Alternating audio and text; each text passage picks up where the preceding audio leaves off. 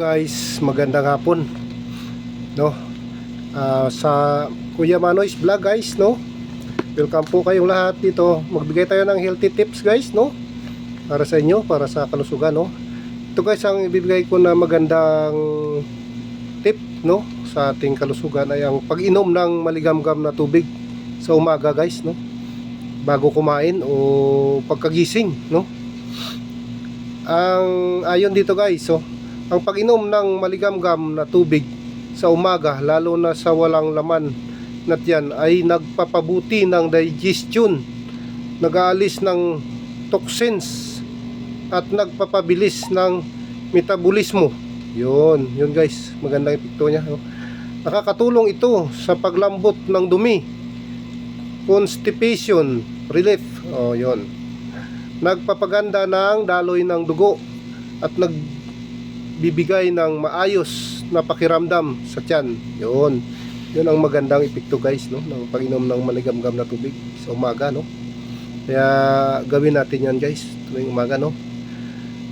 Narito ang mga pangunahing benepisyo. Yan, guys, yung mga benepisyo, guys, oh. Una, nagpapabuti ng digestion. Ginigising nito ang digestive system. Nagpapalambot ng pagkain at tumutulong sa pagtunaw. Yan guys, ang magandang benepisyo niya, no? Isa pa, guys, natural detox.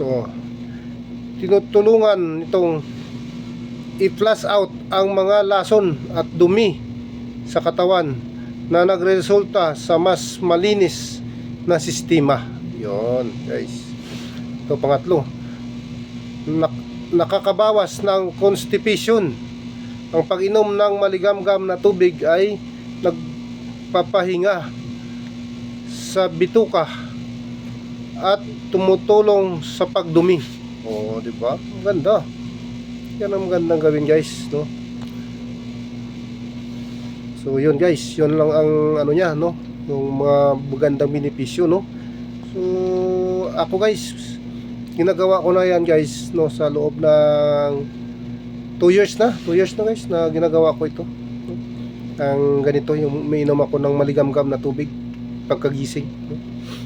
Yun ang ano ko, magandang epekto, guys. Medyo okay talaga siya, hindi mabigat sa tiyan, tapos maganda ang pakiramdam mo. Araw-araw tuwing umaga talaga, pagkainom mo, maya makaramdam ka na, magdudumi ka na. So nakakabuti talaga, guys, kalusugan. Subukan nyo. Huwag naman yung sobrang init, guys. Yung tama lang, yung maligamgam lang talaga, na hindi mapaso yung lalamunan nyo, hindi mairita yung tiyan nyo, no? Diba? Kasi din yan, pagka mainit masyado, siyempre mapasok yung lalamunan nyo o yung bunganga nyo, di ba? Yun, guys, subukan nyo. Maganda yan, maganda sa katawan, guys, yung pag-inom ng maligamgam na tubig tuwing umaga. So sana, guys, no, nakatulong ang tips ko na ito, no, sa inyo. So hanggang sa susunod, guys, mayroon pa tayong mga ibang mga tatalakayin, no, ibigay na mga info na mga tips, no, para sa kalusugan ng ating katawan. Masaya kasi, guys, masarap ang buhay kapag malusog ang ating katawan. Kahit wala tayong pira, basta malusog tayo, okay lang. So hanggang nito na lang. Thank you.